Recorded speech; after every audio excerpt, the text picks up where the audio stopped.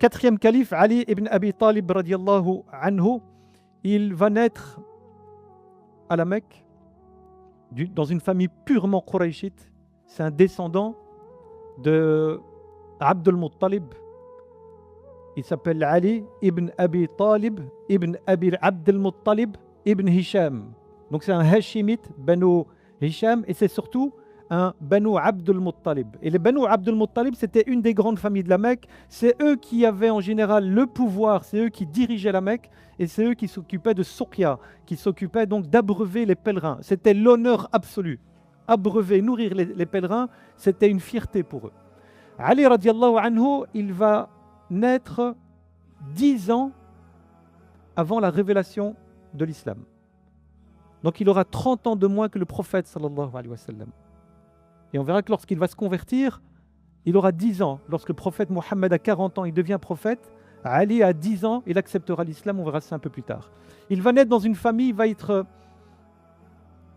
doté de 2 parents extraordinaires, Abu Talib et Fatima bintul Asad. Abu Talib, je n'ai pas besoin de vous le présenter, vous le connaissez tous, c'était l'oncle aimé du prophète sallallahu alayhi wa sallam. C'est l'oncle qui a sacrifié sa vie, qui a tout fait pour protéger le prophète sallallahu alayhi wa sallam. Il ne lui a manqué qu'une seule chose, c'est de prononcer la shahada et d'embrasser cette religion. Fatima bintu Asad, l'épouse de Abu Talib, elle, ça va être une femme extraordinaire. Elle était réputée pour sa douceur et sa gentillesse.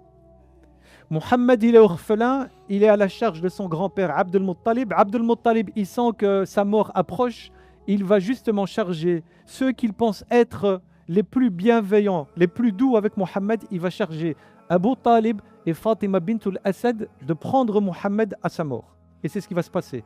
Mohammed va intégrer la maison de Abu Talib et de Fatima bintul Asad. Fatima bintul Asad sera une mère pour Mohammed sallallahu alayhi wa sallam. Elle va lui donner un amour que seule une mère pourrait donner. Elle va tellement faire attention à lui, on raconte qu'elle avait remarqué, quand Mohammed était petit chez elle à la maison, elle avait remarqué que ses 3 enfants, Talib, Ja'far et Aqil, lorsqu'il était l'heure de manger et qu'elle déposait le plat, les enfants ils mangeaient tellement vite qu'ils ne laissaient rien à Mohammed. Et elle va faire quoi? Par amour pour cet enfant, par douceur, par bienveillance et par empathie, elle va faire en sorte de chaque fois lui donner lui à manger avant les 3 frères. Avant ses 3 enfants, elle. Et elle dit, subhanallah, lorsque Mohammed mangeait, rien ne diminuait dans l'assiette. Il mangeait, il était rassasié, et l'assiette, elle était quasi comme s'il ne l'avait pas touchée.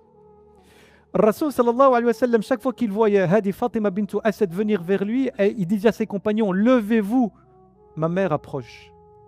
Vous imaginez l'honneur qu'elle a eu d'être appelée la mère du prophète sallallahu alayhi wa sallam. Et à la mort de cette Fatima bintu Asad, radiyallahu anha, le prophète sallallahu alayhi wa sallam va se charger personnellement de son enterrement. Il va prendre sa cape et il va demander qu'on la mette dans la cape du prophète comme si c'était son linceul. Et ensuite, avant de faire descendre le corps pour la mettre sous terre, le prophète sallallahu alayhi wa sallam va descendre dans le trou et va se coucher dans le trou qui a été creusé pour accueillir la dépouille de Fatima bintu Asad. Chose qu'il n'avait jamais faite avant. Et donc, il y a des compagnons qui vont interpeller le prophète et qui vont dire « Ya Rasulallah, pourquoi est-ce que tu as fait cette chose-là? Ce n'est pas dans ton habitude. » Il dit « Je l'ai couverte, ou plutôt je l'ai ensevelie dans ma cape afin que le feu de l'enfer ne la touche pas. Et pour qu'elle soit vêtue des parures du paradis. » Radiyallahu anha. Et si je me suis couché dans sa tombe, c'est pour qu'Allah lui élargisse sa tombe lorsqu'elle y sera dedans. Radiyallahu anha, c'était Fatima bintu Asad. Une femme normalement qui devrait être connue et qui devrait être présentée à nos enfants dans tous les foyers. C'est ça nos modèles. C'est à eux qu'il faut essayer de s'identifier et c'est vers eux qu'on doit pousser nos enfants. C'est eux nos modèles, c'est eux nos exemples et c'est eux qui ont tout sacrifié, qui ont vécu autour du prophète et qui ont cru en lui. Fatima bintul Asad, c'était parmi les toutes premières femmes à avoir cru au prophète sallallahu alayhi wa sallam, même si Abu Talib a refusé. Ala kulli hal. Ali ibn Abi Talib va donc grandir dans cette famille mécoise, quraïchite, et Abu Talib va avoir des difficultés financières. Il a beaucoup d'enfants, il a difficile financièrement à assurer. Et que va faire le prophète sallallahu alayhi wa sallam? Le prophète est marié avec Khadija radiyallahu anha. Il va proposer à Abu Talib de prendre le petit Ali à sa charge. pour le soulager. Abu Talib va accepter. Al-Abbas, l'oncle du prophète, lui va prendre Ja'far. Et donc il y a deux enfants qui vont quitter la maison d'Abu Talib et ça va le soulager financièrement. Et en fait, le prophète, pourquoi est-ce qu'il fait cela? C'est sa manière à lui de remercier Abu Talib et Fatima bint Asad de l'avoir pris lui en charge lorsqu'il était orphelin à l'âge de 8 ans. Donc il va le prendre chez lui et Ali va avoir la chance, il va grandir, il va vivre dans la maison du prophète sallallahu alayhi wa sallam, une maison bénie. Et il va apprendre auprès du prophète sallallahu alayhi wa sallam, il va prendre de la sagesse du prophète, de la hikmah du prophète, de l'intelligence du prophète.